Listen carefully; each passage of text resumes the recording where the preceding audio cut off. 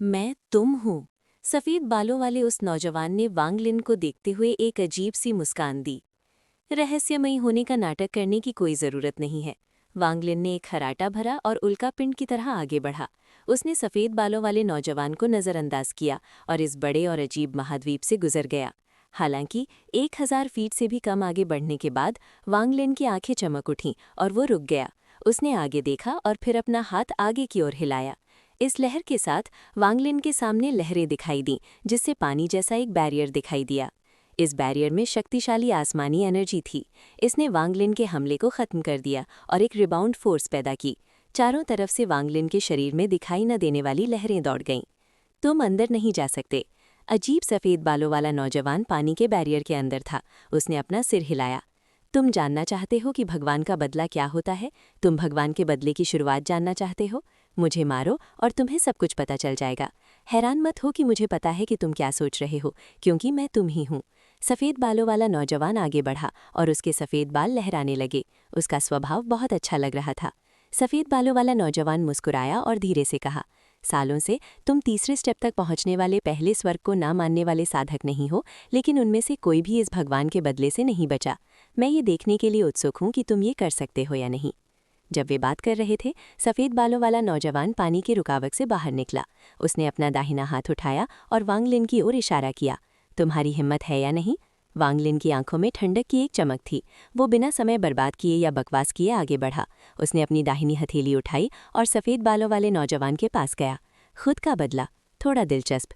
सफ़ेद बालों वाला नौजवान शांत रहा और वांग लिन के आगे बढ़ा। अपनी दाहिनी हथेली भी ऊपर उठाई। ये सीन बहुत अजीब था और अगर कोई बाहर वाला ये देख लेता तो चौंक जाता। दो लोग जो बिल्कुल एक जैसे दिखते थे, चाहे उनका लुक हो या कपड़े, एक ही तरह की जादू कर रहे थे। वे दो उल्का पिंडों की तरह आगे बढ़े और इस बड़े कॉन्टिनेंट में एक दूसरे के करीब आ गए।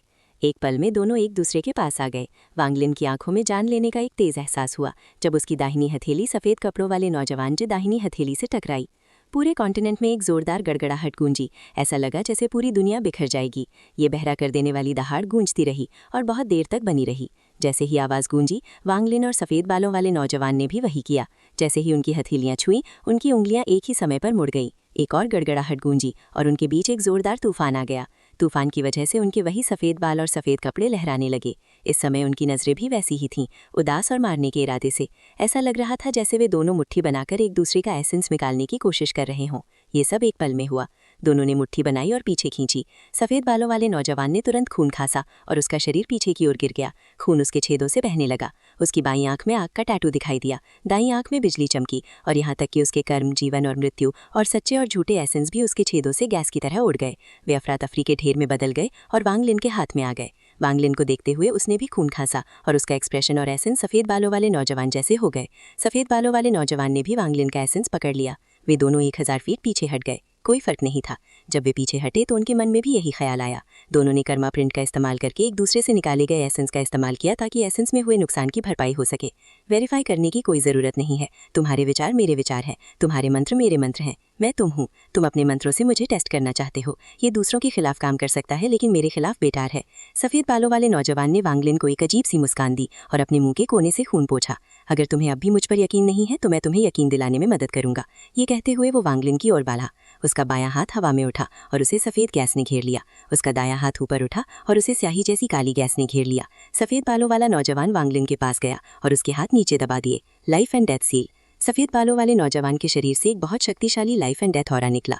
उसके बाएं हाथ में जीवन, साथ ही साथ आकाश और पृथ्वी भी थी। उसके दाहिने हाथ में मृत्यु थी, जैसे कि वो हर चीज़ की किस्मत को कंट्रोल कर रहा हो। जैसे ही वो पास आया, उसका बायां हाथ वांग लिन के पास आया और सफ़ेद गैस वांग लिन की ओर उड़ गई। ये सफ़ेद गैस जीवन शक्ति थी जो आमतौर पर कोई नुकसान नहीं पहुंचा सकती थी। हालांकि वांग लिन जानता था कि ये जीवन और